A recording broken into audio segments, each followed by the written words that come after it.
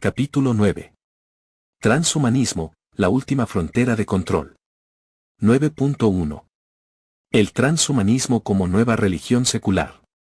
En una época donde Dios ha sido exiliado del espacio público, donde las tradiciones han sido ridiculizadas, donde la espiritualidad se ha visto reemplazada por el rendimiento y la eficiencia, el transhumanismo ha emergido como una nueva fe, una religión sin altar, pero con laboratorios, algoritmos e implantes como deidades. Esta nueva creencia no se presenta como religión, claro está. Rechaza la espiritualidad, se burla de lo sagrado, se proclama hija de la razón y la ciencia. Pero en el fondo, reproduce con fervor casi místico los mismos elementos esenciales de cualquier doctrina religiosa, promesa de salvación, ideal de perfección, código moral, aunque disimulado bajo valores tecnocráticos, profetas del futuro, como Elon Musk o Yuval Harari, y una escatología que anuncia la muerte de la muerte y la fusión con la máquina como paraíso prometido. Pero a diferencia de las religiones tradicionales, que reconocen el misterio, la fragilidad y el dolor como partes constitutivas de la existencia, el transhumanismo pretende erradicar todo lo que nos hace humanos: la vulnerabilidad, el envejecimiento, la duda, el sufrimiento, incluso el amor como algo biológico y, por tanto, obsoleto. Este nuevo dogma proclama que el hombre puede y debe trascender sus límites, que el cuerpo es una cárcel y la biología un error a corregir. El lenguaje mesiánico de sus apóstoles habla de actualizar al ser humano como si se tratara de un software imperfecto, de reemplazar órganos por implantes biotecnológicos, de editar emociones como líneas de código, de descargar la conciencia en la nube y vivir eternamente. Todo esto se presenta como progreso, como liberación. Pero, en realidad, es una fuga hacia adelante impulsada por el miedo profundo a la muerte, a la imperfección, al vacío existencial que el pensamiento moderno ha sido incapaz de llenar. Al renunciar a lo espiritual, el ser humano ha quedado huérfano y en su necesidad desesperada de sentido, ha decidido sustituir a Dios por la máquina. Lo sagrado ha sido reemplazado por la eficiencia. El alma por el algoritmo. El templo por el laboratorio. La fe por la programación. Y, sin embargo, no hay consuelo en esta nueva religión, porque no hay redención, ni gracia, ni perdón. Solo hay rendimiento, datos, control y una carrera frenética hacia un ideal inalcanzable. Paradójicamente, mientras el transhumanismo proclama liberar al hombre de su condición, termina encadenándolo aún más a la lógica del poder, del mercado, de la vigilancia. Es la religión de una élite que promete inmortalidad a unos pocos y deja a los demás reducidos a consumidores pasivos de tecnología, a piezas descartables en un engranaje que ya no entiende de compasión ni de límites. Tal vez la mayor herejía del transhumanismo no sea su rechazo de lo divino, sino su negación de lo humano. De aquello que tiembla, que se equivoca, que ama sin medida, que llora por lo perdido, que canta a pesar del dolor, que muere con dignidad. Porque, si perdemos eso, si lo sacrificamos todo en el altar del avance infinito, ¿qué quedará de nosotros? 9.2. Transhumanismo, borrado de los límites humanos. En los márgenes de la ciencia y la filosofía, ha surgido un nuevo evangelio, revestido de utopía futurista, adornado con promesas de evolución y eternidad: el transhumanismo. Sus profetas aseguran que el ser humano está obsoleto, que su fragilidad es una falla de diseño y que el sufrimiento es una anomalía que la tecnología debe corregir. El cuerpo, dicen, ya no es límite, sino obstáculo, y la muerte, un error técnico pendiente de solución o una enfermedad que se puede curar. Todo resulta difícil de creer a la mente humana común, solo parece ciencia ficción, pero deberíamos analizar por qué en 2008 Google, con ayuda de la NASA, fundaron la Universidad de la Singularidad, invirtiendo cientos de millones de dólares en dicha universidad donde se estudian temas relacionados a la inmortalidad del ser humano y el transhumanismo.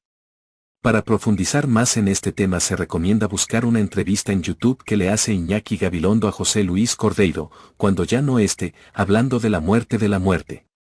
Esta visión, que en principio puede parecer algo muy bueno y un paso natural de la evolución humana, esconde una revolución silenciosa pero radical: el intento de rediseñar al ser humano desde su misma raíz.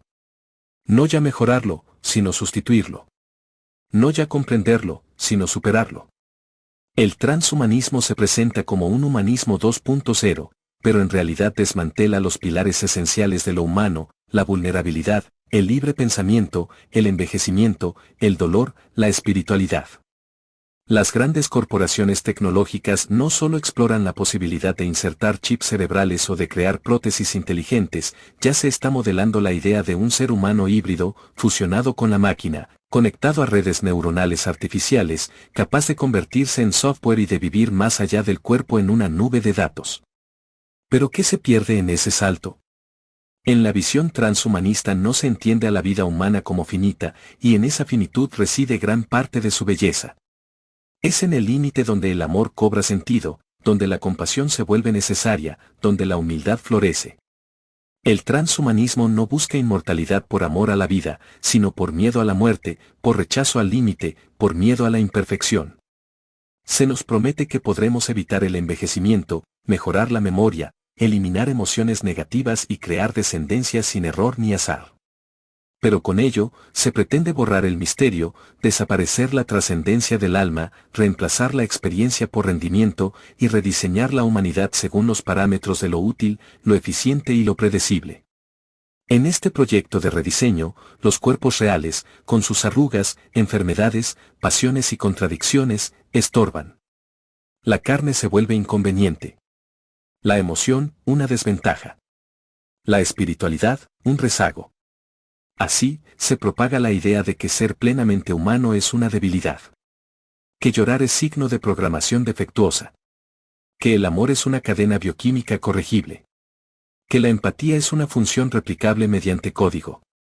Nos aproximamos, sin saberlo del todo, a una nueva era del eugenismo, esta vez no impuesto desde gobiernos tiránicos, sino seducido por la lógica del bienestar perpetuo. La selección ya no será biológica, sino tecnológica. Se redefine la secuencia genética, se sugiere la conducta, se corrige la emoción, se programa el deseo. Los entusiastas del transhumanismo dicen que los humanos actuales seremos como simios ante los transhumanos, que quien crea que es una esencia divina e infinita que habita un cuerpo material, será un ser ignorante, que merece morir. La pregunta que flota sobre este futuro brillante, lleno de manipulación genética, de piel sintética, cerebros expandidos conectados a la nube y cuerpos modulables es, sin embargo, profundamente oscura.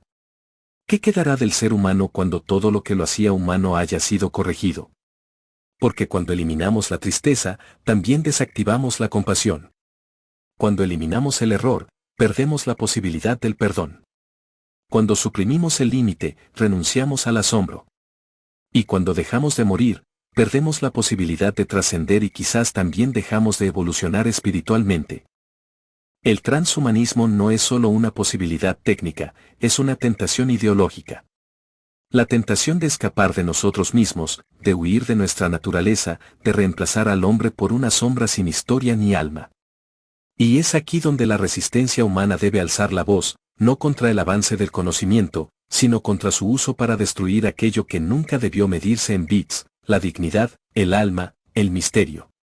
Observemos cómo en la actualidad los teléfonos inteligentes y las plataformas digitales han transformado al ser humano actual, disminuyendo su criterio, su capacidad de reflexión, de concentración, de autoanálisis, de discernimiento, de interrelación y comunicación social. Ahora imaginemos cómo nos afectará si ese dispositivo ya no es externo, sino está integrado en nuestro cerebro, en nuestra retina, en nuestro oído. Si tenemos la capacidad de conexión digital permanente, donde ya no solo predice y guía nuestros pensamientos y emociones, sino que tiene acceso total a lo que pensamos y sentimos. Dejaremos de ser humanos, de tener privacidad, de pensar y de sentir por nosotros mismos. Todo esto suena a ciencia ficción, como algo irreal, pero no debemos de tomarlo así, ya que por algo hay organizaciones invirtiendo miles de millones de dólares, dedicadas actualmente al desarrollo del transhumanismo. La modernidad líquida nos hizo pensar que todo lo que somos es un cuerpo biológico, un instrumento, un objeto a moldear, optimizar, exhibir o controlar. Nos desconectó de sus ritmos, de sus necesidades reales, de su lenguaje silencioso. Ahora, el culto al transhumanismo continúa ese proceso, llevándolo al extremo. Ya no se trata solo de disciplinar el cuerpo, sino de trascenderlo, abandonarlo, sustituirlo por algo mejor. Esta desconexión del cuerpo no es una evolución, es un desarraigo. El cuerpo ha sido rebajado a vehículo prescindible, a máquina imperfecta susceptible de mejoras. La desconexión de la naturaleza, por su parte, no es un accidente técnico sino un gesto cultural. En la lógica del progreso transhumanista, la Tierra es vista como una etapa primitiva, superable, arcaica. La idea de superar la biología no solo se aplica al cuerpo humano, sino también al planeta. Habitar mundos virtuales o colonizar otros planetas parece más deseable que cuidar nuestro planeta, reconciliarnos con los árboles, los ríos, los ciclos naturales. La gente cada vez está más alejada de la naturaleza, ya no caminamos descalzos sobre la tierra, paseamos por los bosques en silencio, metemos los pies en los ríos, ni miramos las estrellas con preguntas. Vivimos encapsulados en un mundo de concreto, cubiertos de pantallas, respirando aire contaminado, consumiendo comida ultraprocesada y viviendo la vida a través de experiencias sintéticas. Vemos a la naturaleza como un recurso, más que como nuestro hogar. Y al hacerlo, perdemos contacto con lo esencial, con el ritmo de las estaciones, con el silencio que cura, con la fragilidad que nos hermana con los animales, con el asombro de ver crecer una semilla, un fruto o envejecer con dignidad. El límite, que alguna vez fue maestro de sabiduría, ha sido convertido en enemigo. Límite es ahora sinónimo de falla. Pero sin límites no hay aprendizaje, ni amor, ni conciencia. Un río sin cauce es solo agua desbordada. Un cuerpo sin límite es un objeto sin identidad. Un humano sin muerte es un ser sin esencia vital, sin poesía, sin trascendencia espiritual. Cuando el culto al transhumanismo nos promete superar los límites de la biología, del tiempo, del dolor y de la naturaleza, no nos está ofreciendo libertad, sino una nueva forma de esclavitud, la del rendimiento perpetuo, la desconexión absoluta, el vacío existencial disfrazado de progreso. ¿Dónde quedará el tacto? ¿Dónde el olor de la tierra mojada? ¿Dónde la mirada entre dos cuerpos que envejecen juntos? ¿Dónde el sufrimiento que nos despierta y nos transforma? ¿Dónde la acción lenta y reflexiva, el cansancio, la maternidad real, el caminar contemplativo? En la lógica transhumanista, todo lo que nos hace vulnerables, y por tanto humanos, debe ser corregido. Pero en esa corrección se borra el arte, el amor, el perdón, la contemplación, el alma. Se borra la humanidad misma. Pero aún estamos a tiempo de estar conscientes de las consecuencias que traerá el vivir bajo el transhumanismo, al cual lo venderán como evolución y desarrollo. Tengamos claro que más allá de lo material está nuestra esencia humana, la cual debemos defender, pues perderla significará vivir inmersos en los placeres físicos, pero perdidos en un mar de tristeza, en el vacío existencial, en el egoísmo e individualismo. Debemos atesorar el calor del sol sobre la piel, el temblor de una emoción en el pecho, el abrazo de un ser amado. Hay que recordar que somos cuerpo, somos tierra, somos límite. Y que en ello reside nuestra más profunda libertad. 9.3. El humano mejorado biotecnológicamente. Ya no se trata simplemente de curar enfermedades ni de corregir disfunciones genéticas. Lo que ahora se propone es superar al ser humano. Mejorarlo, afinarlo, perfeccionarlo mediante la biotecnología. Y con ello, abrir la puerta a un nuevo tipo de ser, el posthumano, aquel que ya no se define por su fragilidad o su mortalidad, sino por su capacidad de modificarse a voluntad. Lo que hasta hace poco eran dilemas éticos debatidos en laboratorios y congresos académicos, hoy son propuestas concretas que circulan en las empresas biotecnológicas más influyentes del mundo. Editar el ADN para eliminar defectos o aumentar habilidades cognitivas, insertar genes que prolonguen la vida, diseñar bebés a medida, potenciar los músculos, la memoria, la atención. El cuerpo, alguna vez visto como el límite natural del hombre, ahora se ofrece como un campo abierto a la manipulación técnica. Y se presenta todo como progreso. Como evolución. Como el siguiente paso de la especie. Pero en esta carrera por el mejoramiento biológico, se pierde la noción de qué significa realmente ser humano. Porque el valor de lo humano no reside en la perfección de sus atributos, sino en la profundidad de su experiencia, en el dolor que transforma, en la finitud que da sentido, en la imperfección que permite la compasión. ¿Qué ocurre cuando eliminamos esas dimensiones? ¿Seguiremos siendo humanos o simplemente organismos optimizados para funcionar en un sistema que exige eficiencia, productividad, control? Los proyectos de modificación genética suelen presentarse como herramientas liberadoras, pero en el fondo revelan una lógica de mercado aplicada a la biología, el cuerpo como producto, la vida como mercancía, la genética como industria. Un niño podrá ser más inteligente si sus padres lo pueden pagar. Un trabajador podrá durar más horas despierto si accede a las drogas cognitivas. El soldado podrá ser más resistente si acepta la intervención biónica y química. ¿Qué pasará con los que no mejoren? ¿Serán descartados, considerados obsoletos?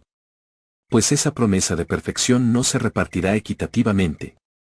Los avances transhumanistas no estarán destinados a la humanidad entera, sino a una élite con la suficiente capacidad económica para comprar mejoras, longevidad, modificación genética, interfaces neuronales, mientras el resto sobrevivirá en un mundo cada vez más dividido entre los mejorados y los naturales. Existirá una desigualdad social, que va mucho más allá de lo económico. La desigualdad será genética, como si de dos especies de humanos se hablara. Y aunque parezca contradictorio en el mundo moderno, creo que será mejor mantenerse natural, antes de implantarse elementos biotecnológicos en el cuerpo, pues el verdadero valor del ser humano radica en su parte intangible y no en lo físico.